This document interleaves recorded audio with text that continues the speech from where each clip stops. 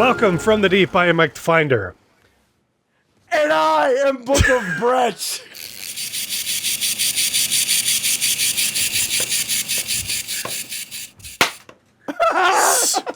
Sweet Jesus.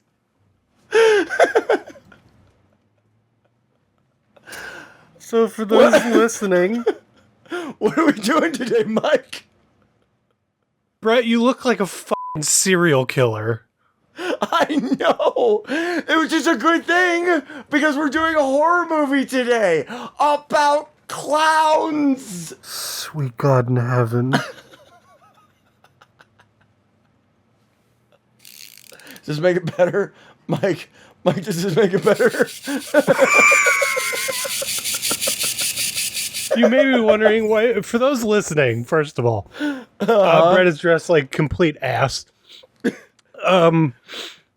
And those watching, you may be wondering why he's dressed like an idiot. Gave up. If Gene Shalit was a Terrifier clown. I found the Shalit mustache. You did find the Shalit mustache. So it's like looking at a car accident. I can't. I'm gonna cover your face. You can't. Don't do that. Yeah, everybody else can see you, but I don't have to look at you anymore. Oh. So today we're going to be talking about Killer Klowns from Outer Space, which is why Brett is dressed like such an idiot. Which I guess when I really think about it isn't really a reason. Isn't a reason for what? For that. Oh, editing is fun. All right. Let's So do this. Today we're talking about Killer Klowns from Outer Space. This was a sure Brett are. choice, even though it seems like a Mike choice. It's not. This was a Brett choice, which is interesting because you don't typically get into the weird, campy. Okay, put the fucking Killer balloon Klowns down. Put the fucking balloon down. But it's got confetti. Watch. You're not typically into campy 80s horror. So it's weird that this is like, I don't know. I've heard you talk about this before.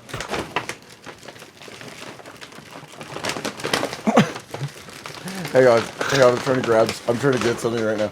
Hang on. Okay. No, I am not normally into this, but Killer Klowns from Outer Space is actually the first horror movie I ever saw. And so I remembered it. Yes, and I have a very cool Blu-ray of it. And I wanted to watch this, and I thought it would be fun. This happened afterwards. I was like, how can we make this more fun? And I think I pulled it off because we're gonna have some fun today if we're gonna talk about a movie as ridiculous as Killer Klowns from Outer Space.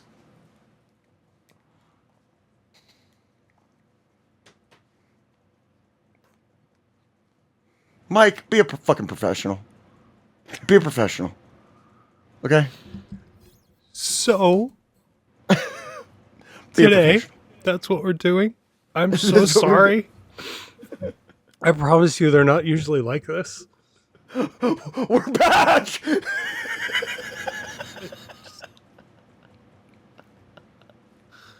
All right, so... do you want to give me a synopsis of Killer Klowns from Outer Space? Because I promise you, your synopsis is not better than IMDb's. You don't know that. You don't know what my synopsis is. I wrote my synopsis down, actually. Killer Klowns from Outer Space is a movie set far, far in the future where Earth society has started over again, and the humans from WALL-E became obsessed with clowns as a form of entertainment, but a brain-eating virus made them turn homicidal, and now they want Earth back.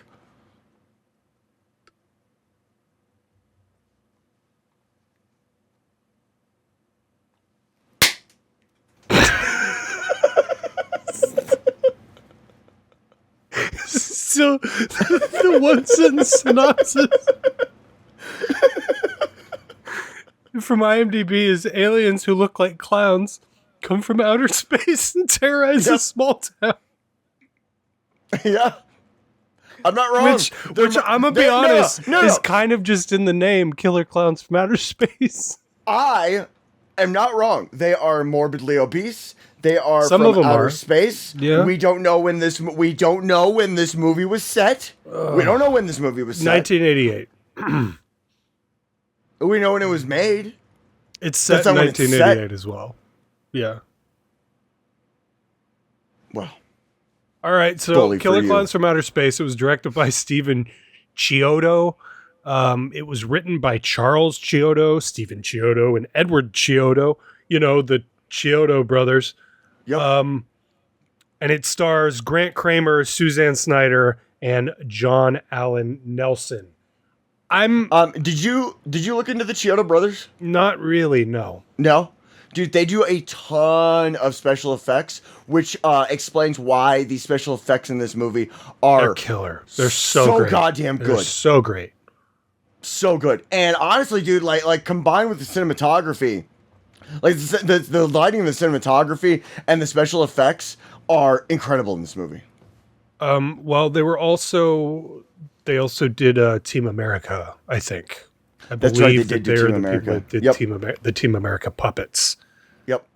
So, yeah, I mean, it does explain why this movie is so fucking fun to look at. And I think part of the charm from this movie is that it takes itself so seriously. There's wacky, hacky jokes in here, but that's because they're clowns. And so it fits the premise of the movie of why there's such dumb, goofy, wacky jokes in this movie, such as, why are they throwing popcorn at us? And the guy goes, because they're clowns. And that's the end of that explanation. Right. So this movie does not take itself so seriously, but it presents itself as if it does, which is why it works. It executes itself in a serious fashion, much like I do, but it also understands how ridiculous the whole premise is. I have to imagine that they were just like the clowns came first, right? In making this movie, like the clowns came first, and then the story was written around it. Or do you think like the idea of the clowns and the story came about at the same time? I mean, I think that somebody was either reading or had seen it at this point, because it came out. The It TV series, when was that? That was the book. It was 1990. Was already out. Yeah. The book was already out. I knew the book and was out. And this is back when people read. So this is 2 years before the TV miniseries. So yeah, I mean, maybe somebody was reading, one of them was reading it and thought, hey, wacky 80s fun could be had with something like this. But I don't know. I honestly don't know, because the premise is very similar. Like, as far as like a clown walking around killing people. Right. But I don't know. I would imagine the clowns came first. And then they were like, ooh, we could make them from outer space, and then we can make them look really ugly and wacky and weird. I mean, either way, I think we can do all sorts of wacky shit. Because if they were from Earth, they couldn't have cotton candy cocoons and... Right. You know? Which, to be honest, the cotton candy cocoons is the coolest fucking cool. It's the coolest part of this movie. It's so cool. I love the acid pie. Yeah. I thought the acid pies were pretty cool. Yeah, but that's the thing, man. Some of the deaths in this are very cool. That's the thing, though, is like the movie is ridiculous. They know what they're doing. Yeah. Like, the movie is completely ridiculous. It's very self-aware. But it's so fucking creative. Yeah, in pretty much every way too. And it's also only PG-13, which means that it's not super gory, it's not disgusting. Much wider reach. Yes, and so they really play up the wackiness, like I was saying earlier, instead of making it super gory. Because if this was R, it'd be really easy to show his face melting off and all the really horrible shit that you could do with this same premise in a really gross out horror movie. But they don't do that, and I think that's part of why this movie, A, has held up so long, and B, has as much charm as it does. Because for some goddamn reason, this movie is just charming. And it feels earnest, and like the people that made it weren't doing it out of some jaded like anger. It Right. feels like this was a creative endeavor that a bunch of people went on and just to have fun, and you can tell that just by watching it.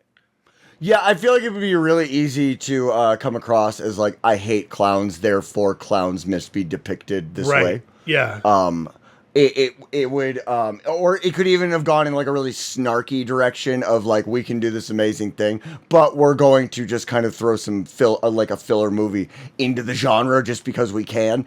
And this felt like they gave a shit.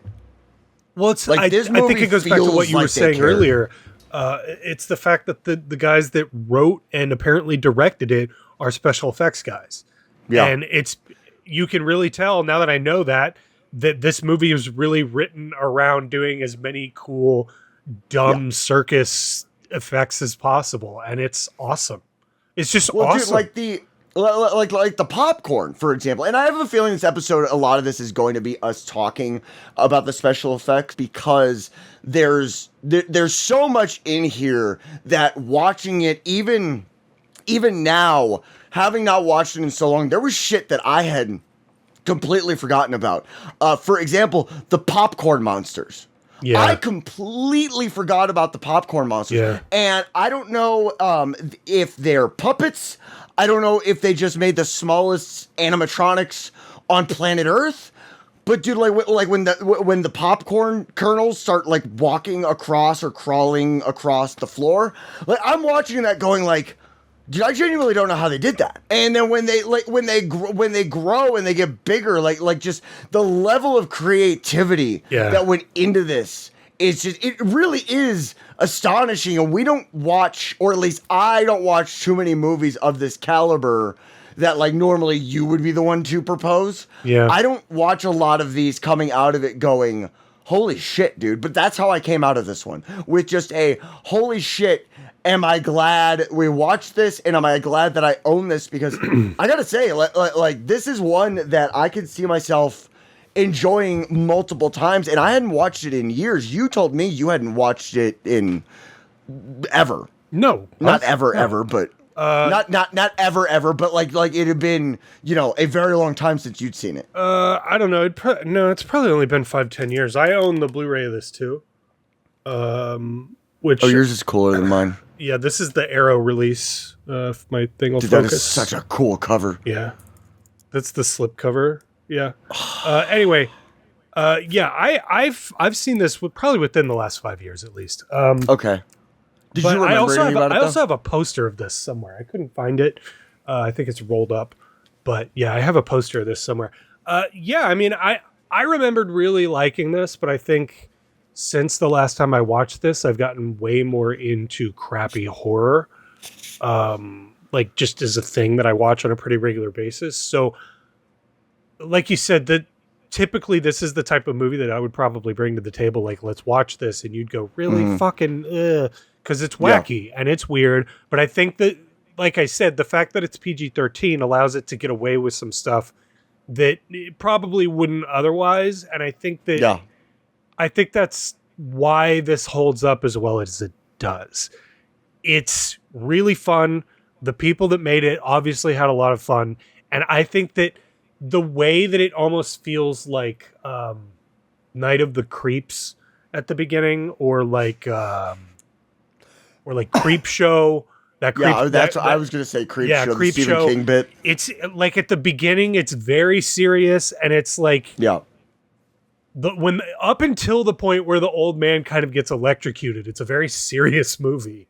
And I wrote a note that said the dog was the first victim in this movie. I hate this. Yeah, and I love that his name was Pooh Bear. The script is good, and I think that the acting is good enough. None of these people are hella good. I think the older cop is actually really great in this, and I couldn't place he is. Where I knew him from. Did you find out? Because I couldn't either. Because his voice is really what I was like, I know him from something. His name is John Vernon. I want to say it was TV. Let's see. I would love to see. Oh my God, he's got 213 acting credits. Wow. Fallout. Well, that explains his strong performance, because he does have a strong performance. He's a voice in Baldur's Gate 2. He's Duckman.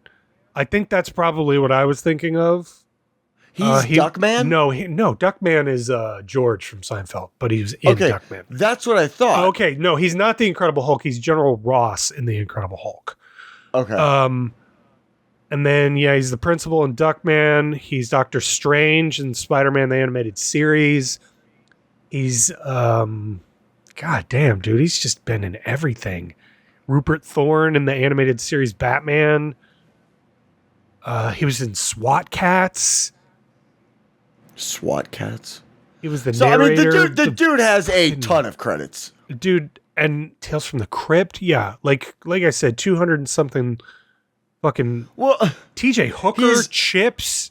Like, dude, this guy goes way back. Crazy shit. Well, anyway, like I said, man, he has a super strong performance in this. Like he's the only one I feel like is in character for the most part. I feel like the rest of them were just kind of like a character reading lines, if that makes any sense. But like from him, I get the feeling of him actually being in character. The girl is really good too. I can't remember her name. Was it Karen or something? What was her name? Suzanne Snyder. Yeah.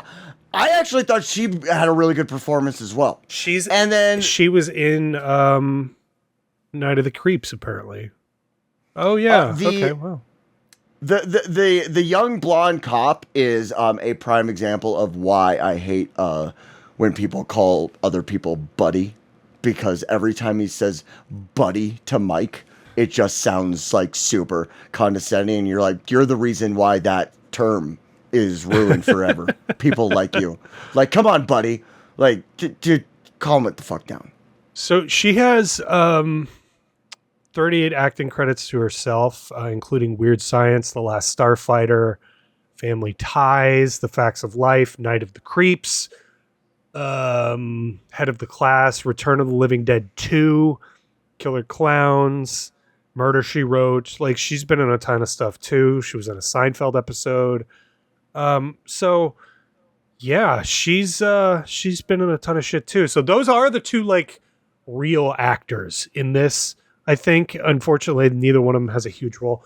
Anyway, I don't know. I think that this is pretty damn good, and the acting is actually surprisingly good for how wacky and low budget everything else feels. And part of that is because it's from '88, but the writing's good too, though. Yeah, like it's actually good. It's not like, you know, it's not profound or anything like that. No, it's not. But it's good. The jokes are very self-aware. They fit the characters that they're written for very well. Overall, this is a surprisingly good movie that is fucking ridiculous. And I find so often that when we do these movies that are ridiculous, that know they're ridiculous, they're so self-aware it almost feels like they don't make an attempt to pay attention to everything that goes into making a movie good. Yeah. Like, they'll pay attention to like the blood and the gore, or they'll pay attention to the nudity, like, you know, like they'll put focus on the eye candy. But this movie actually puts effort into everything that makes a movie good, which is why I think it really stands the test of time. Like, this is a movie I've only seen like once or twice, and movies like that are this old, that are like, you know, in this like realm of film, don't normally hold up for people like me like I think they would with people like you. You know what I mean? Does that make sense? Yeah, well, I've also found it weird over the last like 5 years or so. They've been able to really turn this into a big like cash cow, like prop wise and Halloween wise, because in Spirit, this has become like Spirit Halloween. This has become kind of a staple every year, and they make all the weapons, and they make all sorts of costumes from this movie. From this movie, yes. Really? And it's a weird mainstay, and it's become like one of the bigger titles only over what feels like the last 5 years or so. And it sits alongside stuff like Halloween and I don't know, Trick or Treat and stuff like that. It's like, it's one of the bigger names in old school horror now. And I think it's just because of how endearing it is and how you can tell the people that made it loved making it. And that is such a huge difference when someone doesn't want to be doing what they're doing. So would you put this up there with it, like in that regard? Would you put this up there with Halloween and Trick or Treat and those movies? This is more the reason I asked that is because those movies, like even like Halloween doesn't have the humor, Trick or Treat has the humor, but both of those movies take themselves very seriously. Yeah, I mean, this is too wacky for me for that. This is like a fun, like 80s wacky horror movie. Yeah. This is not Halloween or Friday the 13th, or it can be next to all that stuff because of how iconic it is in its own way. But as far as being like a real horror movie, I just don't think that's what this is, nor is it intending to be.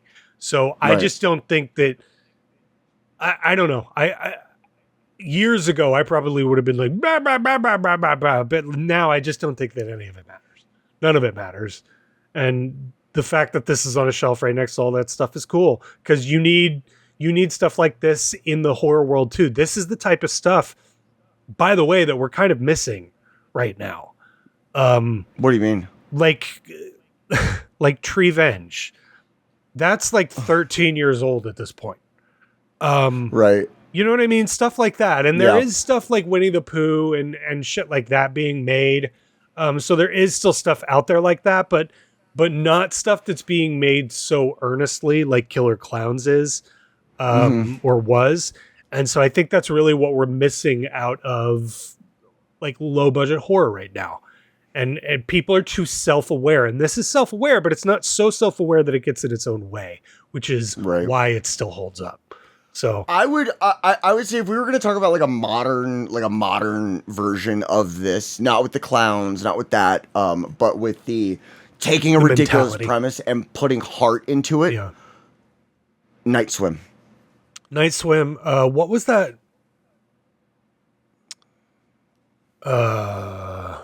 Psycho Goreman. Did you ever watch that? Psycho Goreman kind of feels like that. Even that's a few years old at this point. But like I said, there's definitely stuff out there like this, as far as its mentality towards horror. And yes, Night Swim was definitely one of those movies we were yelling about. If this was made in 1987, you'd all fucking love it. Yes. You're all full of shit, because if this was made in 1987 with no changes, everyone would fucking love it.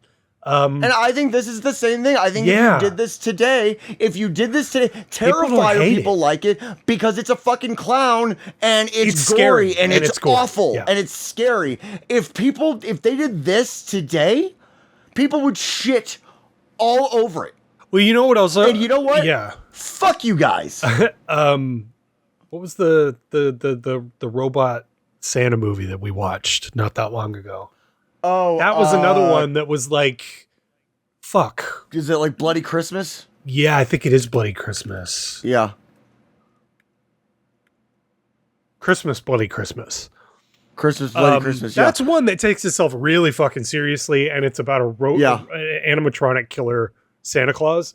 So that also has that same mentality, and it was very low budget, but it felt like a real horror movie. And in that same mentality, I guess. So I don't know. There's definitely stuff out there like this, but I don't know if any of it's going to stand the test of time the same way this does, because of how low budget stuff is shot now versus the way it was then, practical versus digital and all that good stuff.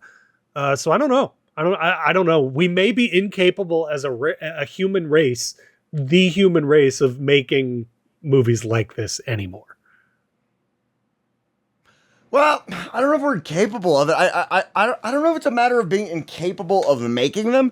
I think it's more a matter of not getting the green light because of how it's gonna do. Like, do we know? Oh, that's do we know what do we know what this movie made? Like, how much this movie made?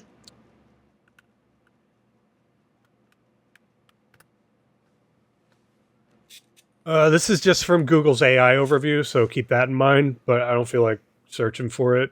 Killer Klowns grossed an estimated $43 million worldwide. Oh, that's more than, or that's almost as much as Snow White made this last weekend, by the way. That's $3 trillion today. Worldwide gross around 43 million. US box office 15.6, so much lower in the US.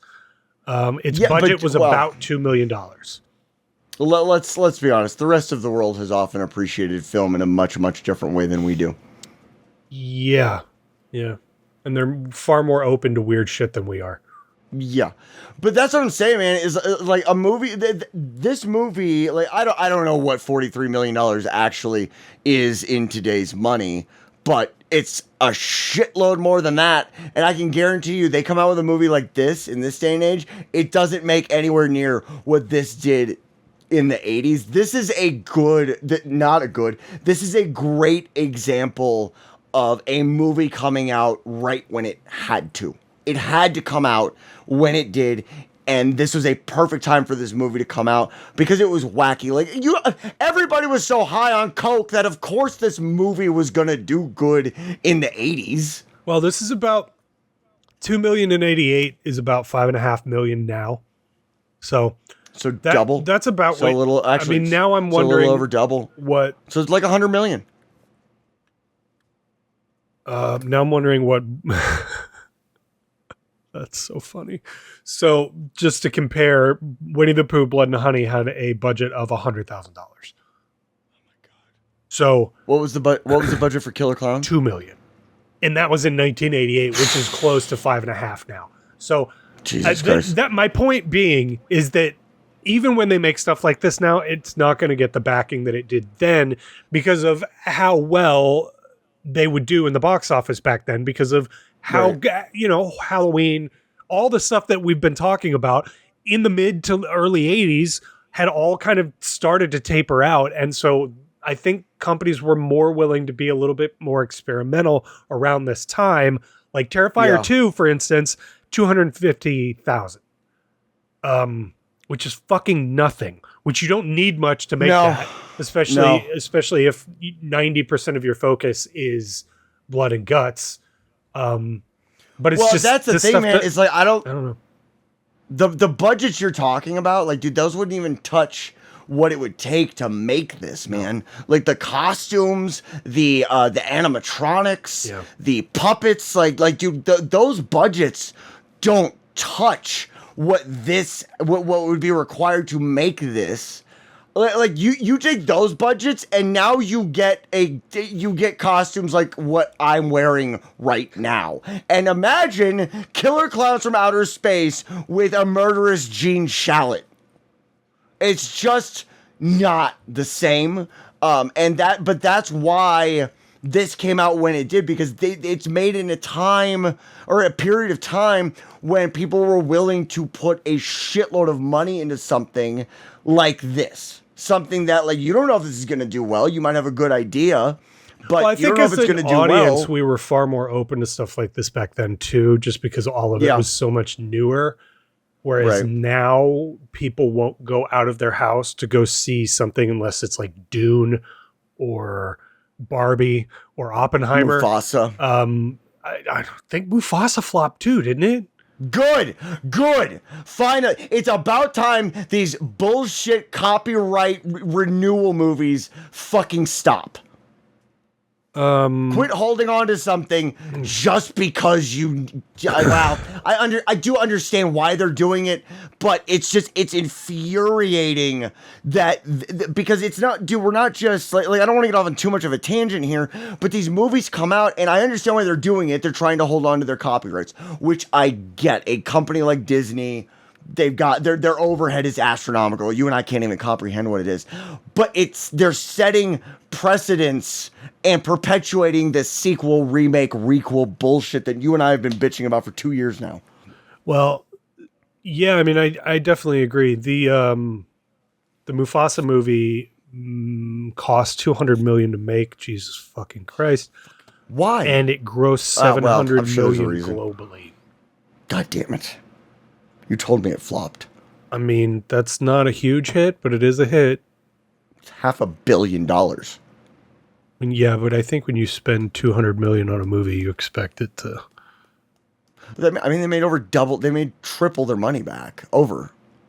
So technically, that's a hit. Yeah. So I don't know. Good stuff. All in all, I think I would go ahead and rate Killer Klowns an 8 out of 10. I think that anything higher than that, you're being a psychopath. Anything lower than that, you have no heart. An 8 out of 10 is the right answer. Yes, So. And I too give it an 8 out of 10. This is a fantastic movie. It is this is one that you should go watch. This is not one that this is one worth going out of your way to go watch it. Well, you don't even really have to because right now it's on Tubi for free. So there you go. There you go. Although I gotta say, man, with the effects and the costumery and all of that, this is really one that you should not stream. This is one worth physical media. I watched it the first time last week on my Blu-ray, but today when I was rewatching it, I watched it on my phone from Tubi, and it looked fine. Well, it's because you watched it on your phone. A little screen. Yeah, like if that. It was on a TV, it wouldn't have looked great. Yeah, so. That's what I'm saying. And you give it a what? Sorry, I didn't mean to interrupt. No, you're good. I'm giving it an 8 out of 10 as well. That's what I gave it as well. I think I think it's great. I think this is a I was surprised, man. I was really surprised. I was shocked at how much I enjoyed this. I thought I knew I was gonna have fun with it. I I did not I took a bunch of notes that we didn't even go over. And when I'm doing that, I know that when I'm taking a lot of notes, one of two things is going to come out of that. I'm going to hate it or I'm going to love it. If it's middle of the road, there's a few notes here and there, but this movie had a lot to appreciate. You don't even really have to be paying attention. You don't have to be dissecting it like we do. There's a lot to be appreciated here, just with what it is as it is. Well, and that's, I think, why this episode, sometimes we dive deep, sometimes we don't. And I don't think this one requires it because there is not a lot of emotional or even physical depth to it. No, there's not a bunch of commentary to be had. Yeah, here. and the even the dialogue is minimal and at best oh no, they're going to come get us type shit. Right. So in that way, it's much more of a throwback to 60s and 70s alien type movies. Right. But there's not a lot to pick apart cinematically. But when we talk about movies like this, the biggest thing to keep in mind is that not everything needs to be. Not everything needs to be high-minded.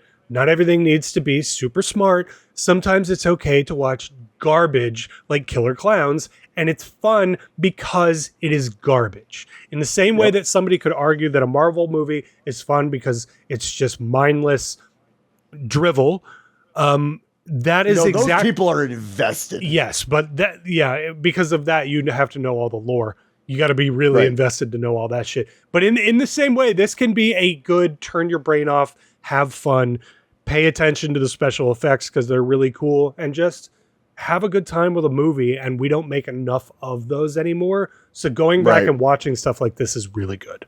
So, all right. Do you have anything else you want to say before we get out of here, you big weirdo? Nope. I'm gonna go entertain some children after this. Oh, definitely don't do that.